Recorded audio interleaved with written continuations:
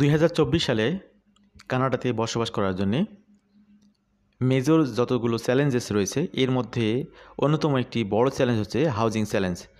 তো এই হাউজিং চ্যালেঞ্জকে মোকাবেলা করার জন্যে যারা নিজেদের করে কোনো একটি ফ্ল্যাট 1 রুমের হোক 2 রুমের হোক আলাদা বাসা বাড়ি হোক এই ধরনের কোনো প্রপার্টি ক্রয় করার চিন্তাভাবনা করতেছেন তাদেরকে সহযোগিতা করার জন্যে মূলত আজকের আমাদের আলোচনা। আমরা এই বছরেই বেশ কয়েক মাস আগে আলোচনা করেছি যে কিভাবে আপনারা মর্টগেজ নিয়ে দীর্ঘমেয়াদী ইনস্টলের মাধ্যমে এখানে কানাডাতে প্রপার্টি ক্রয় করতে পারেন। আপনারা চাইলে সেই সংক্রান্ত ভিডিওগুলো আবারও দেখতে পারেন, আমাদের চ্যানেলে ভিডিওগুলো এখনও আছে, যাতে করে আপনারা সেই সহযোগিতাগুলো পেতে পারেন। তো সেখানে মূলত আমরা প্রপার্টি প্রাইস নিয়ে কথা বলিনি, প্রপার্টি ক্রয়ের পদ্ধতি নিয়ে কথা বলেছি। আজকে আমরা কথা বলবো প্রপার্টির প্রাইস নিয়ে, যে আপনারা কী ধরনের প্রাইস নিয়ে প্রপার্টিগুলো ক্রয় করতে পারেন। তো কানাডা থেকে এবং কানাডার বাইরে থেকে যারা শুনতেছেন, বিশেষ করে যারা ভবিষ্যতে কানাডাতে পার্মানেন্ট রেসিডেন্ট হোল্ডার হিসেবে আসবেন, যে সবার তো স্বপ্ন থাকে নিজেদের একটি বাড়ি স্বপ্নের দেশে হোক, অবশ্যই সেটা বৈধ টাকায়। আমরা কখনো ইল্লিগাল টাকা দিয়ে যারা বিভিন্ন দেশ থেকে টাকা পাচার করে আনেন তাদের জন্য অবশ্যই বিষয়গুলো মোটিভেট করব না। কিন্তু বিষয় হলো যে মানুষের মৌলিক চাহিদার মধ্যে একটি হচ্ছে আপনারা জানেন যে বাসস্থান। তো বাসস্থান বলতে কি আপনি সারা জীবন কি ভাড়া বাড়িতে থাকবেন? কিছু জাস্ট 2 মাস আগের একটি ভিডিওতে বা তার কম সময়ের একটি ভিডিওতে আমরা দেখে এসেছি যে কানাডার মর্টগেজের সিস্টেমগুলো চেঞ্জ করা হচ্ছে। যেটা আগে 25 বছর ধরে আপনার ইনস্টলেশন দেওয়া যেত, সেটা এখন 30 বছর করা হচ্ছে। যার ফলে কি করা হবে, আপনি যে টাকা দিয়ে বাসা ভাড়া করবেন, দেখা গেল যে আপনি $2000 বা তার থেকে প্লাস মাইনাস কিছু বেশি হলে আপনি সেই ইনস্টলমেন্ট দিয়ে শুরুতে একটি ডাউন পেমেন্ট দিতে হবে। এরপরে বাকি টাকা দিয়ে আপনি কি করতে পারবেন, আপনি নিজে প্রপার্টি ক্রয় করতে পারবেন। দেখা গেলো যে মাসিক কিস্তি আসতেছে $2000 বা $2500। তো আপনি যদি ভাড়া বাড়িতে থাকেন সারা জীবন আপনি এই $2000-$2500 দিবেন, কিন্তু বাড়ি তো আপনার হবে না। কিন্তু আপনি যদি একটা ডাউন পেমেন্ট দিয়ে আপনি যদি ইনস্টলমেন্ট দেন, তাহলে একটা সার্টাইন পিরিয়ড পরে আপনি নিজে কিন্তু সেটার মালিকানা পেয়ে যাচ্ছেন। তো এই বিষয়গুলোর অবতারণা কী কারণে করলাম, এই সংক্রান্ত আলোচনাগুলো অলরেডি আছে, আপনারা সেগুলো দেখে নেবেন প্রিভিয়াস ভিডিও। আর কী পরিমাণ রেটে আপনি প্রপার্টিগুলো ক্রয় করতে পারেন সেগুলো এখনই আপনারা জানতে পারবেন। মোট কথা হলো যে বৈধভাবে নিজের বাড়িতে বসবাস করুন, ভাড়া দিয়ে ভাড়ার টাকায় যেহেতু বাড়িওয়ালাই পেয়ে যাবে এবং ভবিষ্যতে আপনাকে সে বাড়িতে ছেড়ে দিতে হবে। সুতরাং নিজের বাড়ি যদি ক্রয়ের সামর্থ্য থাকে, ডাউন পেমেন্ট দেওয়ার সামর্থ্য থাকে, তাহলে কেন আপনি নিজেই প্রপার্টি ক্রয় করবেন না? অবশ্যই কষ্ট করে হলেও সেটি ক্রয় করা উচিত। তো যাই হোক, আমরা আনুষঙ্গিক কিছু কথা বললাম। হাউজিং হ্যাজ বিকাম এ কি issue for Canadians in 2024 with mass attention given to the impact that changing interest rates, population increases, natural immigration patterns and other factors have had on housing cost. তো housing cost যেহেতু overall বলা চলে যে আগের বছরগুলোর তুলনায় অনেক বেড়ে গেছে, এবং এখানে ইন্টারেস্ট রেট একটা ফ্যাক্টর। এরপরে কানাডাতে এই বছরে কিন্তু 4 কোটি পার করেছে জনসংখ্যার উপস্থিতি, অর্থাৎ এখানে 4 কোটি বলতে কানাডার সিটিজেন না, ওভারঅল জনসংখ্যার যে হিসাব সেটা 4 কোটি প্লাস হয়ে গেছে। এরপরে এখানে আপনার মানুষের যে বিভিন্ন জায়গাতে মাইগ্রেশনের যে পদ্ধতি, এটা মাইগ্রেশন বলতে মানুষের স্থানান্তরের যে সিস্টেম, সব কিছু মিলে একটা কমপ্লেক্স সিচুয়েশন বিরাজ করতেছে। তারপরেও আপনারা নিজেদের করে হাউস যদি ক্রয় করতে চান, যেগুলো আমি আগে বললাম যে ইনস্টলমেন্টের মাধ্যমে একটা ডাউন পেমেন্ট দিয়ে এগুলো ক্রয়ের কিন্তু যথেষ্ট সুযোগ রয়েছে। তো এখন প্রাইসের বিষয়গুলো একটা ম্যাটার। তো আজকে মূলত আপনাদেরকে আমরা গাইড দিব। এখন এখানে এই বিষয়গুলো আপনাদের সামনে তুলে ধরা হচ্ছে। The following guide ব্রেকস down the cost of buying various kinds of housing in Canada's largest cities. তো কানাডার মেগা সিটি বা বড় বড় যে সিটিগুলো রয়েছে বিভিন্ন প্রভিন্সে, আমরা সেই সিলেক্টেড সিটিগুলোতে হাউসের প্রাইসগুলো নিয়ে আপনাদের সামনে কথা বলবো। The largest city or metropolitan center is considered for each province or territory. তো এখানে 1 bedroom 1 bathroom, 2 bedroom 2 bathroom, 3 bedroom 2 bathroom, town house, detached house, এই কয়েকটি ক্যাটাগরিতে হাউসের প্রাইসগুলো নিয়ে আপনাদের সামনে কথা বলবো। এখন আপনারা অনেকেই প্রশ্ন করতে পারেন যে আপনি যে কথাগুলো বলতেছেন আজকে, এগুলো কোন সূত্র থেকে পেয়েছেন, এগুলো সোর্স কি, এই তথ্যগুলো আপডেট কিনা। তো আপনাদের জ্ঞাপনার্থে বলি, আপনি যে সময় এটি কিনতে যাবেন অবশ্যই সেখান থেকে 19-20 হতে পারে, খুব স্বাভাবিক। আপনারা তো আজকে আলোচনা শুনতেছেন, সাথে সাথেই যদি যান এরপর কিছুটা 19-20 হবে। এরপরও এই তথ্যগুলো, অথেন্টিক তথ্যগুলো আমরা নিয়েছি যে সোর্স থেকে, এগুলো কালেকশন করা হয়েছে realtor.ca। আপনাদেরকে আবার বলতেছি realtor.ca, zillow.com এবং কানাডাতে একটি হাউজিং বোর্ড রয়েছে, Canadian real estate association CREA। সেই সাথে আরেকটি প্রতিষ্ঠান রয়েছে CHMC, যেটাকে বলা হয়, যেটার বিস্তারিত হচ্ছে Canadian housing and mortgage corporation. তো এই সোর্সগুলো থেকে তথ্যগুলো নিয়েই মূলত আপনাদের সামনে আমরা আজকে হাজির হয়েছি, আপনাদেরকে তথ্য দিয়ে সহযোগিতা করার জন্য, সাহস যোগানোর জন্য। The figures presented are average housing prices, however this may vary sustainably substantially based on the neighborhood, time to purchase and property type. It is suggested that these figures be used as a guide and not a definitive measure housing cost in this locations. Anyway, যাই হোক, যে বিষয়টা আগেও আপনাদেরকে বলেছি যে এই তথ্যগুলো যেগুলো আপনারা দেখবেন, এই তথ্যগুলো টু দ্য পয়েন্টে হুবহু মিলে যাবে সাথে সাথে, এমনটা না হতে পারে। কিছু জায়গায় প্রাইস কমে যেতে পারে, কিছু জায়গায় বেড়ে যেতে পারে, কারণ অলওয়েজ এটা ভ্যারিয়েবল প্রাইসগুলো। সুতরাং সে বিষয়টা আপনাদেরকে আগেই আমরা জ্ঞাপন করে ফেললাম। তো শুরুতে আমরা চলে আসলাম অ্যালবার্টা প্রভিন্সে। অ্যালবার্টা প্রভিন্সের একটি গুরুত্বপূর্ণ সিটি হচ্ছে ক্যালগারি। এটাও অনেক এক্সপেন্সিভ একটি সিটি, আপনারা মোরালেস জানেন। কানাডার যতগুলো এক্সপেন্সিভ সিটি রয়েছে তার মধ্যে অ্যালবার্টার ক্যালগারি একটি অন্যতম এক্সপেন্সিভ সিটি। তো এখানে 1 বেডরুম 1 বাথরুম অ্যাপার্টমেন্ট আপনারা যদি ক্রয় করতে চান, এটা কিন্তু এভারেজ প্রাইস আমরা বলতেছি 3,25,863 CAD। এরপরে আপনার average price for 2 bedroom 2 bathroom, এখানে সেই অ্যাপার্টমেন্টগুলোর জন্য 4,14,427 CAD। এরপরে 3 বেডরুম 3 বাথরুম এই ধরনের প্রপার্টির জন্য 4,43,443 CAD। এরপর টাউন হাউস যদি কেউ ক্রয় করতে চান তাহলে তাদের জন্য এভারেজ প্রাইস আসবে 4,82,774 ক্যানাডিয়ান ডলার। ডিটাচড হাউস, অর্থাৎ একদমই আপনার নিজস্ব আকারে আশেপাশে একটু গাছপালা সহ, বাগান সহ এইরকম যদি ডিটাচড হাউস পছন্দ করেন কন্ডো টাইপের, সেই ক্ষেত্রে আপনাদের এখানে খরচ আসতে পারে এই সিটিতে 10,18,888 CAD। এবার আমরা চলে আসলাম অ্যালবার্টা প্রভিন্সের আরেকটি রিনাউন্ড সিটি এডমন্টন। কানাডার মধ্যে এটি একটি মডারেট সিটি। এখানে এভারেজ খরচ অনেকটাই কম ক্যালগারির তুলনায়। দেখতে পাচ্ছেন 1 বেডরুম 1 বাথরুম, অলমোস্ট হাফ বলা চলে।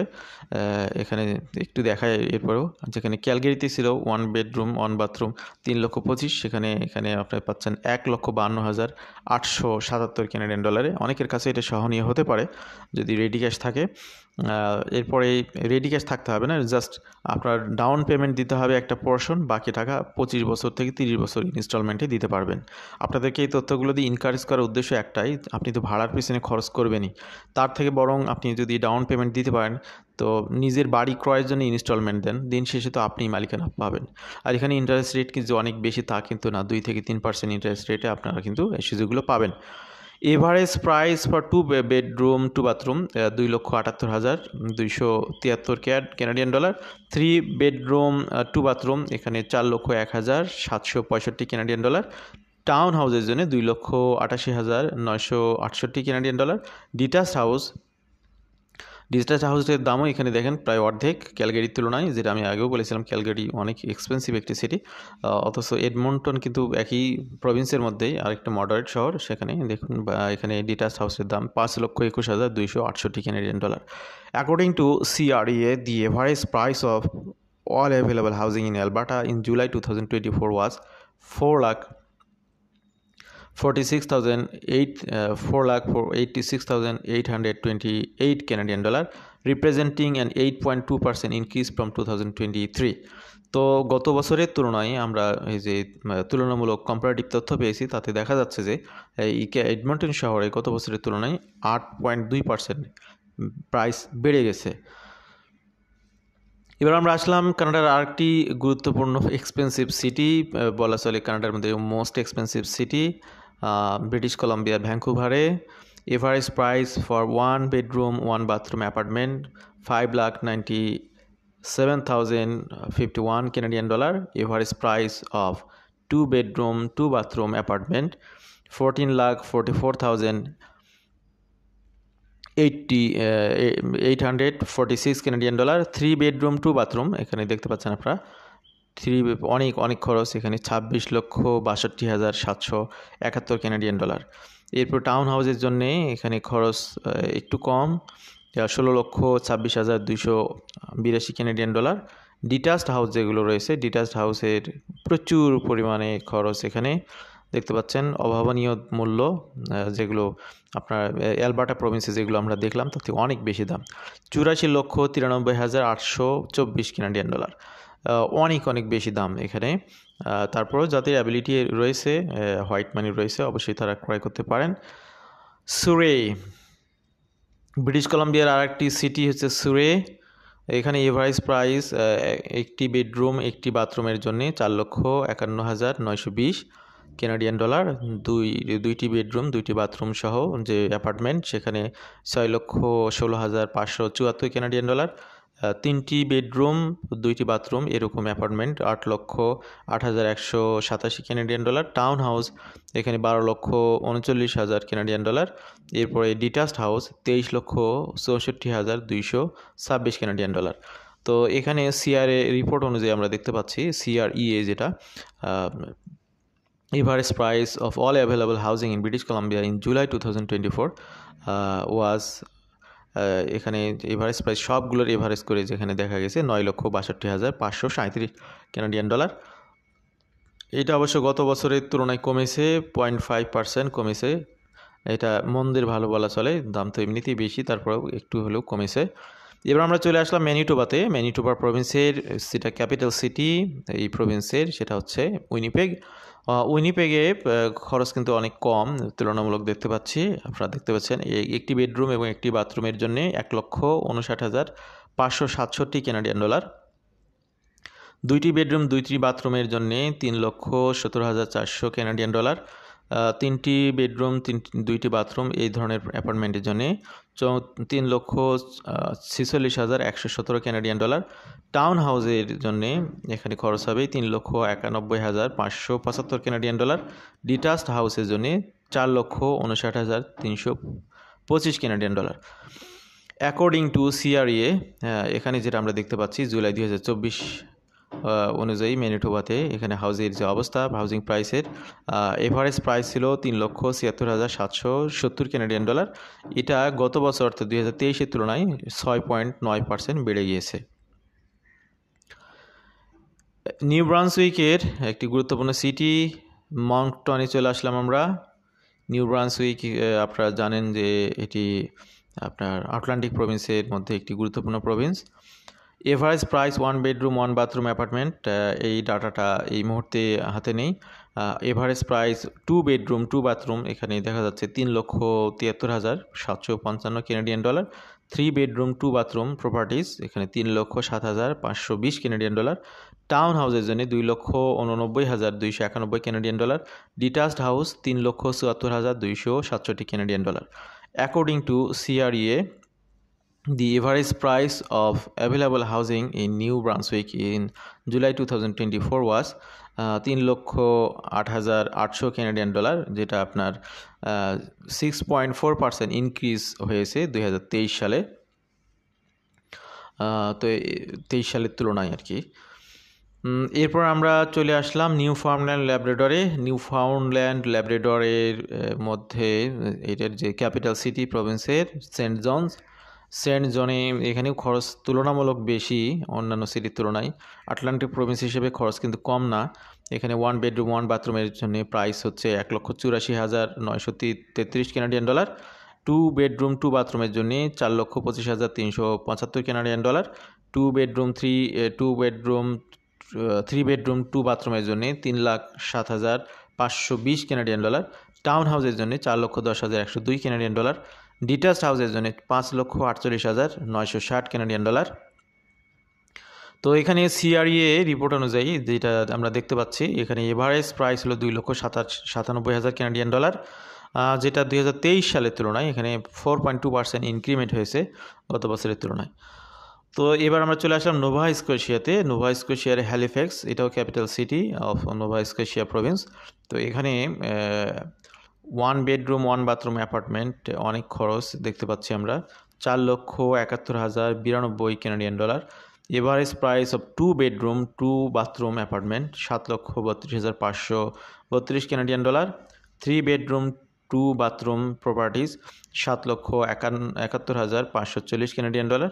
Town house 5,78,833 Canadian dollar. Detached house 7,64,766 Canadian dollar.